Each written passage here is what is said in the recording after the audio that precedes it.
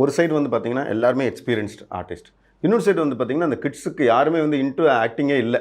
நீங்கள் தான் சொல்லிக் கொடுக்கணும். அந்த முக்கியமாக வந்து பார்த்தீங்கன்னா அந்த 65 ட்வின்ஸுங்கிறது இல்லாமல் அந்த முக்கியமாக அந்த 11 ட்வின்ஸை நடிக்க வச்ச எக்ஸ்பீரியன்ஸ் எப்படி இருந்துச்சு? நல்லா இருந்துச்சு ஆக்சுவலாக. ஏன்னா சொன்ன மாதிரி யாருக்குமே வந்து முன்னாடி அவங்க ஷூட்டிங் ஸ்பாட்டே பார்த்தது கிடையாது. எக்ஸப்ட் அந்த ஒரு பேரை தவிர, அந்த பெஞ்சமின் ஃப்ரான்சிஸை தவிர மற்ற யாரும் ஷூட்டிங் ஸ்பாட்டே பார்த்தது கிடையாது. அந்த பெஞ்சமின் ஃப்ரான்சிஸுக்குமே கூட என்னென்னா பெருசாக அவங்களுக்கு வந்து நிறைய படங்கள் பண்ணதில்லை. ஒரு 2 படங்கள் தான் பண்ணியிருக்காங்க. ஸோ சின்ன சின்ன கேரக்டர்ஸ் பண்ணியிருக்காங்க.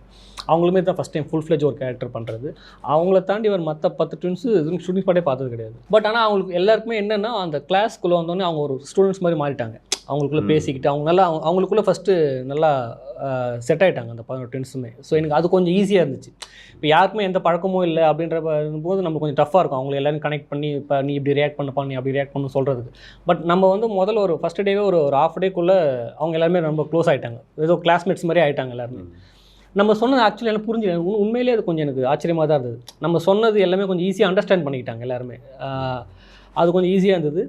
அட் த சேம் டைம் இந்த 2 பசங்க சொல்லி ஆகணும். பெஞ்சமின் ஃப்ரான்சிஸ் பண்ணவங்க, அவங்க ரியல் நேம் வந்து ஃப்ராங்கின்ஸ்டைன் சில்வன்ஸ்டைன். அவங்க 2 பேர் சச் அ ஒண்டர்ஃபுல் ஆக்டர்ஸ். அவங்களுக்கு பெரிய லைஃப் இருக்குது 2 பேருக்குமே. அவ்வளோ டெடிக்கேட்டடான பசங்க 2 பேருமே. ரொம்ப எப்படி சொல்கிறது, ரொம்ப சின்சியராக இருக்குன்னு ஆசைப்படுவாங்க. அவங்க ஸ்பாட்டுக்கு வந்துட்டால் நம்ம டேரக்டர் என்ன சொல்கிறாரோ அதை செஞ்சிடணும். அதாவது என்னோடய சாட்டிஸ்ஃபேக்ஷன் குறைஞ்சிடவே கூடாதுன்னு ரொம்ப தெளிவாக இருப்பாங்க. அதுக்காக எவ்வளோ டேக்ஸ் சொன்னால் போகணும்னு ரெடியாக இருப்பாங்க. So such a wonderful boys.